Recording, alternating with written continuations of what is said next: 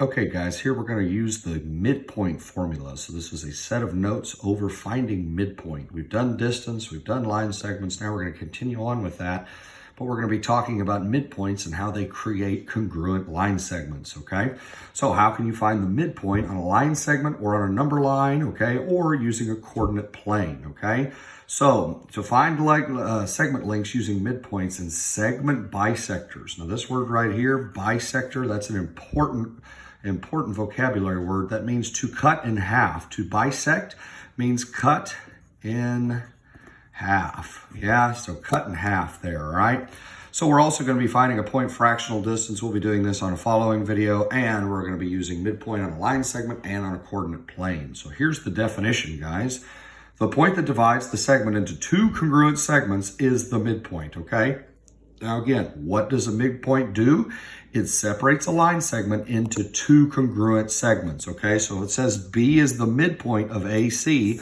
I'm going to draw it right here, okay? So B is the midpoint, not the best line in the world, whatever, okay, of AC.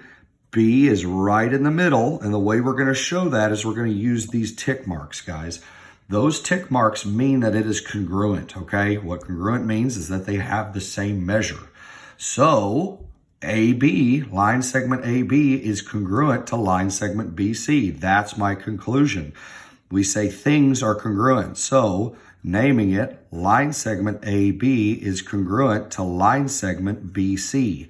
Now what that means is that their measures are equal. So when the line segments are congruent here, line segment AB is congruent to line segment BC, then it means so the measure of AB is equal to the measure of BC. Now look at this, guys. This is important. When I say congruent, I always put the bars above because things are congruent. Line segments are congruent. Angles are congruent, yeah?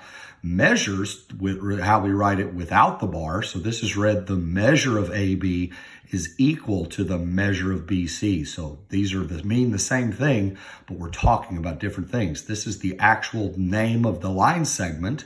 This is their measures. So whatever their measure is would be equal, okay? All right, that's important to know going forward, all right?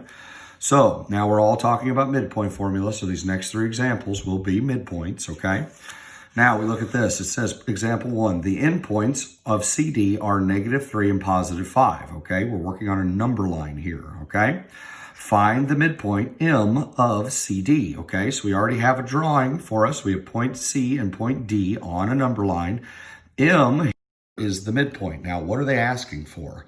Are they asking for a point or are they asking for a distance, a measure? Well, here it asks us to find the midpoint, so that would just be a point there, okay? Now, the midpoint formula, when you only have one axis here, guys, here we're just talking about X. It's on a number line, okay? We're just going to add whatever our values are and divide by 2. So average your endpoints and you get your midpoint here. So it says C is at -3. So -3 plus D, which is at +5, over 2, okay?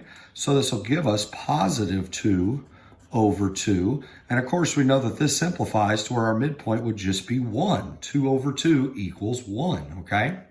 So since our midpoint is at 1, we know, now look at this, guys, this is an equal sign, so we're going to write it without the bar on top, that the measure of CM is equal to the measure of MD, okay? So if we measure it, we go 1, 2, 3, 4, okay? That's 4 spaces. Then over the other side, it's 1, 2, 3, 4. So yeah, it's correct, all right? The measures, which would be 4 and 4, are equal. And this is how we write it. The letters, the endpoints without the bar, okay? That says the measure of CM equals the measure of MD, okay? So that's an easy one on our number line, okay? Now, next one, we're working with a more geometric, like a more abstract line segment floating in space. Yeah, whatever. Okay. Point M is the midpoint of VW. Find the length of VM. So what are we asking for? Are they asking for a point or distance? Here it's going to be distance because it asks for the length of VM. What is the distance between point V and M? That would be the length of VM, okay? Now this is important here, guys. Because we see these tick marks, okay, that means that those two line segments are congruent, okay? So what this is telling us is that line segment VM is congruent to line segment MW. So when I see these tick marks, it means the measures are equal. These are the measures. So whenever you see the tick marks and it says midpoint, you set them equal, guys. Okay, what I mean by that is it's going to be 4x minus 1 equals 3x plus 3. Okay, all right, so solving this, make sure you see my equal sign there. Yeah, equal. So I'm going to subtract 3x from both sides. All right, so that's going to be x minus 1 equals positive 3. Those cancel out. We're going to add 1 to both sides. All right, so we get x equals positive 4. Okay, so we solve for x. Now again, that's not my final answer because it asked me for the measure of Vm. So I take that, I draw my arrow to plug it back in. Yes, plug it in, plug it in. So 4 times 4 minus 1. And again, x equals 4. So we substitute 4 for x here. So this will be 16 minus 1, which means Vm will be 15. So that is our final answer there, guys, okay?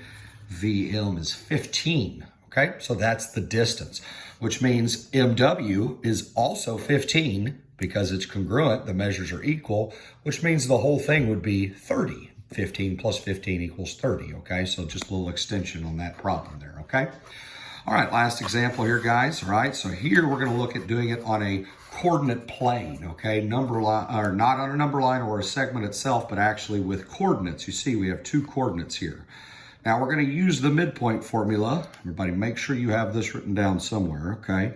It's gonna be x1 plus x2 over 2, and then y1 plus y2 over 2, okay? So what I'm basically doing, guys, is because now I have multiple coordinates with x's and y's, I'm going to take my 2 x's, I'm going to add them together, divide by 2. Then I'm going to take my 2 y's, and I'm going to add them together and divide by 2. So let's go ahead and knock this out, guys, okay? So I'm going to do it. Now here I'm going to break it up and just showing you I add my x's, add my y's, and then I'm going to write my midpoint, okay? The reason this has parentheses and a comma is because a midpoint is a coordinate point with parentheses and a comma. So it kind of reminds you what you're heading towards, okay? So let's add my x's. First x is 1, second x is positive 4. So 1 plus 4 over 2, okay? There are my x's. My y's are negative 3 plus positive 2 over 2, okay? So this is going to be 5 over 2, yes. This is going to be negative 1 over 2. So really, guys, that's my answer. My x's is 5 halves, okay? And my y's is negative 1 half. Now, when you're having to graph this, I would not suggest graphing fractions. So you could easily just turn this into a decimal. So it'd be 2.5 and negative 0.5, all right? So again, 2 and a half, and then negative 1 half, okay? Everybody see what we got going?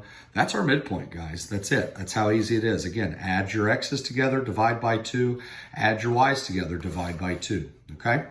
All right, so making connections. If M is the midpoint here, and again, we have R and we have S, okay? So if M is the midpoint, we see the equal sign, all right? We know that RM, the measure of RM, so no bar, is equal to the measure of MS, okay? Cool. Now what that means as far as the congruence goes is this actually the thing, okay? The line segment RM is congruent to line segment MS. Now, how could you check your answer? Well, you could always go back and use distance, okay? You could find distance using the distance formula, right? To be able to check to make sure that these measures were actually equal. So distance and midpoint very often go hand in hand. Okay. All right, guys, that's midpoint. Thank you.